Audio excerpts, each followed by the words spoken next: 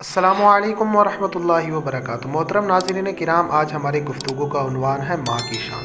ماں کی عظمت پر کچھ لکھنا سمندر کو کوزے میں بند کرنے کے مترادف ہے۔ ماں شفقت، خلوص، بے لوث محبت اور قربانی کا دوسرا نام ہے۔ ماں دنیا کا وہ پیارا لفظ ہے جس کو سوچتے ہی ایک محبت، ٹھنڈک، پیار اور سکون کا احساس ہوتا ہے۔ اس کا سایہ ہمارے لیے ٹھنڈی چھاؤں کی مانند ہے۔ چلچلاتی دھوپ میں اس کا دست شفقت شجر سایہ دار کی طرح اولاد کو سکون کا احساس دلاتا ہے۔ اس کی گرم گود سردی کا احساس نہیں ہونے دیتی۔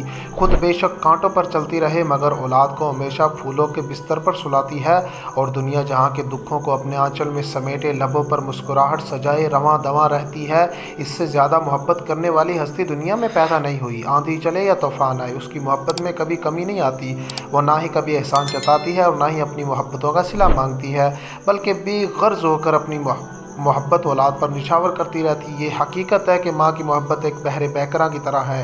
ماں کی بے پایہ محبت کو لفظوں میں نہیں پرویا جا سکتا۔ خلوص و اثار کی سمندر کی حدود کا اندازہ لگانا ممکن نہیں۔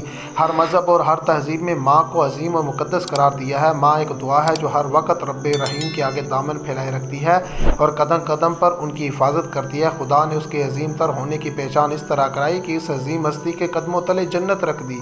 اب جس کا جی چاہے وہ اس جنت کو حاصل کر سکتا ہے، اس کی خدمت کر کے، اس سے محبت کر کے، اس سے عزت و احترام دے کر۔ ہر رشتے میں خود غرضی شامل ہو سکتی ہے مگر ماں کے رشتے میں کوئی خود غرضی شامل نہیں ہوتی۔ ماں ایک ایسا رشتہ ہے جو دنیا میں سب سے زیادہ پرخلوص ہے۔ اس کی زندگی کا محور صرف اور صرف اس کی اولاد ہوتی ہے۔ دنیا کے کسی بھی کونے میں چلے جائیں، اس کی دعائیں سائے کی طرح پیچھا کرتی ہیں۔ اس کی دعاؤں سے بڑی مصیبت ٹل جاتی ہے۔ وہ بے قرار ہو تو عرش کو ہلا دیتی ہے۔ روایت ہے کہ رسول اللہ صلی اللہ علیہ وسلم سے ایک شخص نے دریافت کی، یا رسول اللہ صلی اللہ علیہ وسلم، میرے حسن و سلوک کا سب سے زیادہ مستحق کون ہے؟ فرمایا تیری ماں۔ پوچھا پھر کون؟ فرمایا تیری ماں۔ اس نے عرض کیا پھر کون؟ فرمایا تیری ماں۔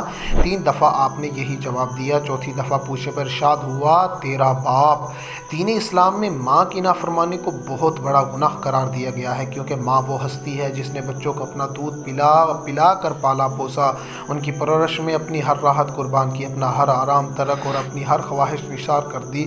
شاعر مشرق علامہ اقبال نے ماں کی تعریف کرتے ہوئے کچھ یوں کہا کہ میری ماں کا چہرہ بھی اتنا حسین ہے، تسبیح کے دانوں کی طرح اقبال، میں پیار سے دیکھتا گیا اور عبادت ہوتی گئی۔ ماں وہ عظیم نام ہے جس کے لیے دنیا کی مختلف زبانوں، عالمی تہذیبی ورثے اور زبان و ادب میں جو الفاظ تخلیق کیے گئے وہ اس کے بلند مقام کا استعارہ اور ماں سے عقیدت و محبت کا حسین اظہار ہے، جبکہ دین فطرت اور دین رحمت نے ماں کی عظمت، خدمت اور اس کی اطاعت و فرمانبرداری کا جو درس دیا ہے وہ سب سے منفرد اور بے مثال ہے۔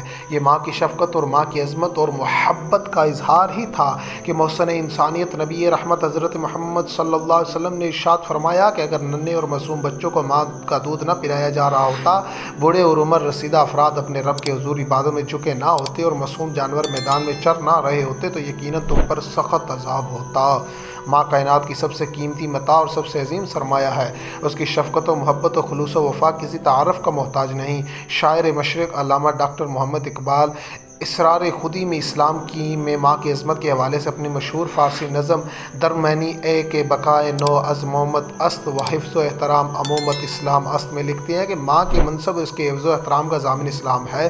اقبال کی اس نظم کا ترجمہ کچھ یوں ہے کہ اگر ٹھیک طور پر دیکھو تو ماں کا وجود رحمت ہے، اس کی بنا پر اسے نبوت سے نسبت ہے، اس کی شفقت پیغمبرانہ شفقت جیسی ہے، اس سے قوموں کی سیرت سازی ہوتی ہے۔ ماں کے جذبہ محبت کی بدولت تم ہماری تعمیر پختہ طور اور پیشانی کے سلوٹوں میں ہماری تقدیر پنہاں ہوتی ہے۔ اگر تم الفاظ کی معنی تک رسائی رکھتے ہو تو لفظ امت پر غور کرو، اس میں بڑے بڑے نکات ہیں۔ مقصود کائنات نے فرمایا ماں کے قدموں تلے جنت ہے، ملت رحمی رستے کی تقریم پر قائم ہے۔ اگر یہ نہیں تو زندگی کا ہر کام خام رہ جاتا ہے۔ ممتا سے زندگی سرگرم ہے، ممتا سے ہی زندگی کے اسرار بے نقاب ہوتے ہیں۔ ہماری ملت کی ندی میں ہر بیچ و تاب ماں سے ہے۔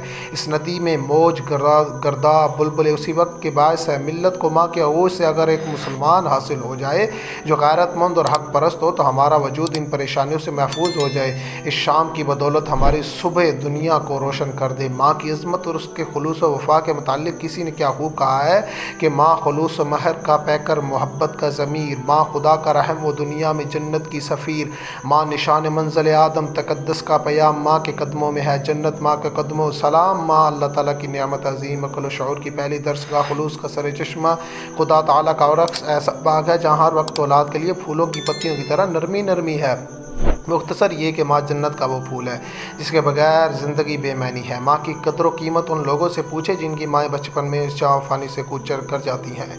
माँ के बगैर इंसान इस शाख की मानत है जो ज़माने की तेज़ हवाओं और धूप की तपश के बगैर किसी साहिबान के सामना करती है। अल्लाह ताला से दुआ है कि वो तमाम माँओं को सलामत रखे और उनका साया उनकी औलाद पर कायम व दायम रखे।